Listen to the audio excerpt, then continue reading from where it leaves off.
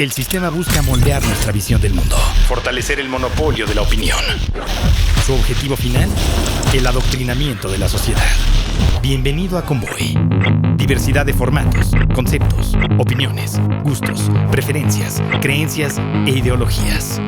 El Convoy rebasa todas las fronteras y su ruta no tiene destino, uniendo a la mayoría de las minorías. Avancemos juntos. Convoy. Convoy presenta el podcast de la revista Proceso. La propuesta del presidente electo de perdonar a políticos que incurrieron en actos de corrupción en el pasado no ha sido bien recibida por litigantes, especialistas, ni por miembros del Sistema Nacional Anticorrupción. Para algunos, esa especie de punto final significaría prolongar la amnistía de facto que ha existido para los corruptos en México. El Ombudsman Nacional precisa que la corrupción, en tanto que afecta al erario, genera víctimas, es decir, todos los mexicanos. El ánimo del presidente electo es perdonar actos de corrupción del pasado a cambio de la estabilidad. Es otra propuesta de amnistía que no pasa de una voluntad política, porque ya hay denuncias que deben seguir siendo investigadas, a menos que opte también por el control de la Fiscalía General de la República y la Fiscalía Anticorrupción. En tal caso, la cuarta transformación en el combate a la corrupción sería un fracaso, porque significaría una amnistía no declarada a los corruptos, advierten litigantes, especialistas y miembros del Sistema Nacional Anticorrupción, SNA. El presidente electo abrió una nueva controversia la semana pasada cuando declaró profusamente a la prensa su deseo de poner punto final a los casos de corrupción del pasado. El término aludió a las leyes de punto final que existieron durante 20 años en Argentina para detener los procesos penales y exculpar a los responsables de las violaciones a los derechos humanos durante la dictadura militar.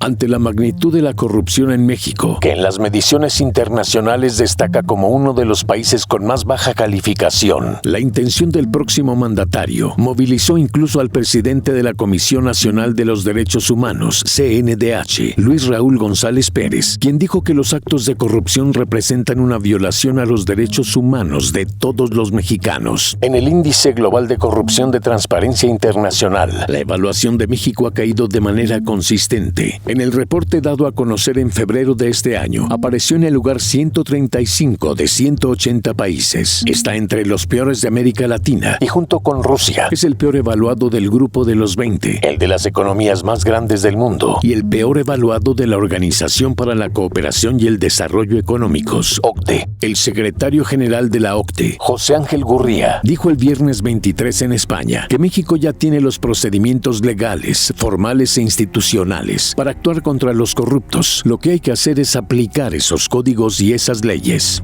La propuesta de punto final de López Obrador se añadió a la polémica desatada horas antes, cuando el Senado aprobó la Ley Orgánica de la Fiscalía General de la República, FGR, que va a sustituir a la Procuraduría General de la República, PGR, y que le da al próximo presidente la facultad de elaborar una terna para que la Cámara de Senadores, controlada por Morena, designe a quien será el fiscal general y de quien dependerá el fiscal anticorrupción los próximos 9 años.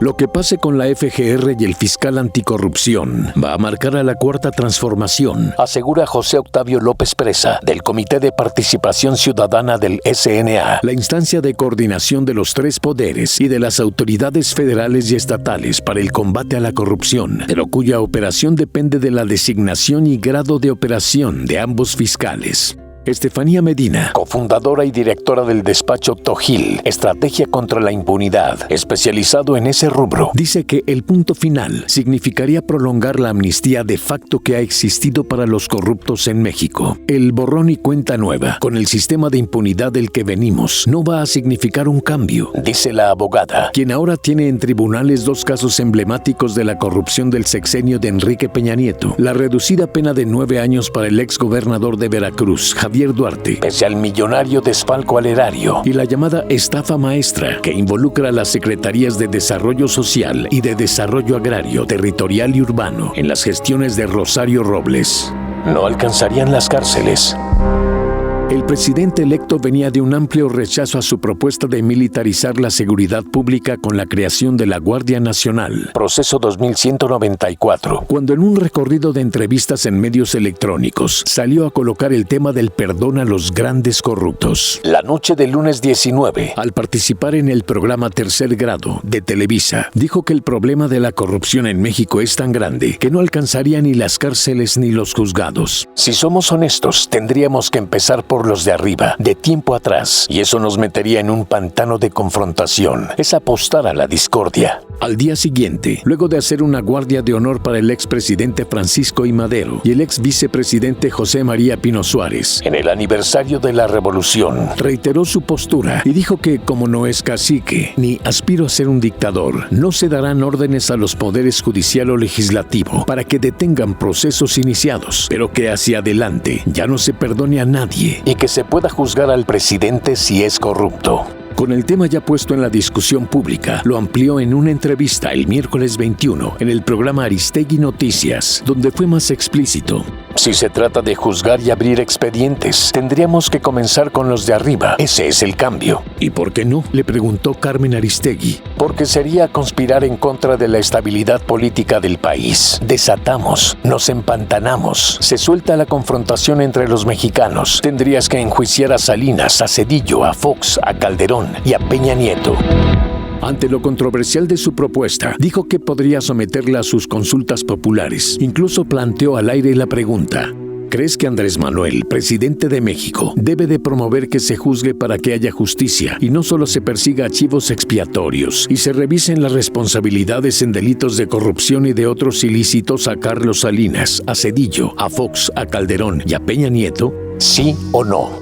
El abogado Ulrich Richter Morales, quien ha llevado casos de libertad de expresión como el de la esposa del expresidente Vicente Fox, Marta Sagún, contra la revista Proceso, y la periodista Olga Warnat, observa que muchos de los delitos de corrupción ya habrían prescrito en el caso de los exmandatarios Carlos Salinas y Ernesto Zedillo, y parcialmente en el de Vicente Fox. De ser el caso, aún se podría consignar a funcionarios de Felipe Calderón y, desde luego, al del saliente Enrique Peña Nieto. Dice que, de acuerdo con el Código Penal Federal, los delitos de cohecho, peculado y enriquecimiento ilícito se castigan con penas que van de entre 2 y 14 años, escenario en el que podrían estar algunos funcionarios del gobierno de Fox si hubieran cometido esas faltas a la ley. El periodo se amplía a 15 años cuando se trata de operaciones con recursos de procedencia ilícita. Autor de El Ciudadano Digital, Richter antepone la existencia de una FGR y una Fiscalía Anticorrupción autónomas e independientes para un efectivo combate a la corrupción, y afirma que en el caso de que se dejen de investigar delitos de corrupción, la responsabilidad no sería del presidente de la República, sino de las fiscalías. En otra entrevista, el jueves 22, en Milenio, López Obrador informó que el 21 de marzo se hará la consulta sobre el juicio a los expresidentes, la Guardia Nacional y su Consejo Económico Asesor, en el cual participan los empresarios televisivos Ricardo Salinas, de TV Azteca, Emilio Azcárraga Gallán, de Televisa, y Olegario Vázquez, de Grupo Imagen, entre otros a los que llegó a considerar parte de la mafia en el poder.